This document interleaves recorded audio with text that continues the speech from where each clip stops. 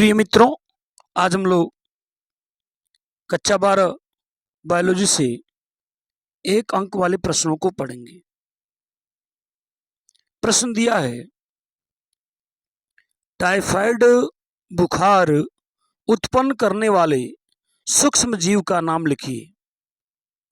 Typhoid बुखार उत्पन्न करने वाले सूक्ष्म जीव का नाम लिखिए। जवाब है साल्मोनेला टाइफी जीवाणु। साल्मोनेला टाइफी जीवाणु। दूसरा प्रश्न है कि जीवाणु कोशिका में किस प्रकार का केंद्रक पाया जाता है। जीवाणु कोशिका में कह लीजिए या हम कह सकते हैं कि प्रोकैरियोटिक कोशिका में किस प्रकार का केंद्रक पाया जाता है। तो जवाब है जीवाणु कोशिका या प्रोकैरियोटिक कोशिका की बात करें तो जीवाणु कोशिका में अविकसित केंद्रक पाया जाता है। केंद्रक के चारों ओर केंद्रक झिल्ली नहीं पाई जाती, इसलिए इसे प्राथमिक केंद्रक कहते हैं। यानी अगर प्रश्न की बात करें कि जीवाणु कोशिका में किस प्रकार का केंद्रक पाया जाता है, तो जीवाणु कोशिका में प्राथमिक केंद्रक पाया जाता है। यानी इस केंद्रक के चारों तरफ केंद्रक झिल्ली नहीं होती है।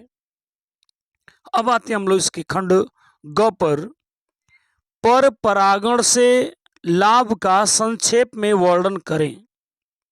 पर परागण से लाभ का संक्षेप में वर्णन करें। पर परागण से क्या लाभ है, तो बता दिया कि पर परागण के द्वारा पादपों के हानिकारक गुणों को पृथक किया जाता है, जिससे संतति यानी जो संतान होगी, संतति में जीवन संघर्ष की अपार क्षमता विकसित होती है। पर परागण जानते ही हैं, किसी एक पुष्प के परागकोश से परागकण का निकलना और किसी दूसरे पुष्प के वर्तिकाग्र पर पहुंचने की जो क्रिया होती है उसी को पर परागण कहा जाता है। तो पर परागण से लाभ क्या है, तो पर परागण के द्वारा पादपों के हानिकारक गुणों को अलग किया जाता है, जिससे उत्पन्न होने वाली संतति में, संतान में जीवन संघर्ष की अपार क्षमता विकसित होती है। बात करते हैं खंड घ की। जैव विविधता तप्त स्थल क्या है। जैव विविधता तप्त स्थल क्या है, यह प्रश्न है। तो तप्त स्थल या जैव विविधता तप्त स्थल पृथ्वी पर पादपों तथा जंतुओं की दुर्लभ प्रजातियों की घनी आबादी के क्षेत्र हैं। यानी जो दुर्लभ जंतु और पादप हैं उनकी जो प्रजातियां हैं तप्त स्थल पर अधिक मात्रा में पाई जाती हैं।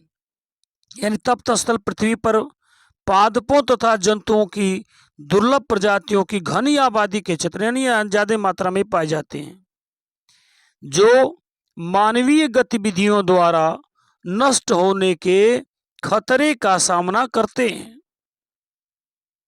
अब आते हम लोग टैपिटम, लास्ट जो अंग क्वेश्चन दिया है, अंग में टैपिटम कहाँ स्थित होता है और इसका कार्य क्या है।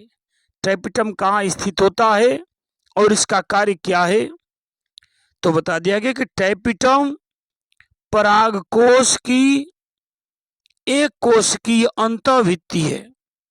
अंतःभित्ति मतलब सबसे अंदर की ओर पाई जाती है। तो टैपिटम क्या है, टैपिटम परागकोश की एक कोशिकीय अंतःभित्ति है। यानी परागकोश में पाई जाएगी और अंतःभित्ति है यह, जिसकी कोशिकाएं बड़ी, लंबी तथा अंतः समसूत्री विभाजन द्वारा बहुगुणित हो जाती हैं। बाद में यह नष्ट होकर, यह मतलब क्या, टैपिटम, बाद में यह टैपिटम नष्ट होकर लघु बीजाणुओं को पोषण देने का कार्य करती हैं।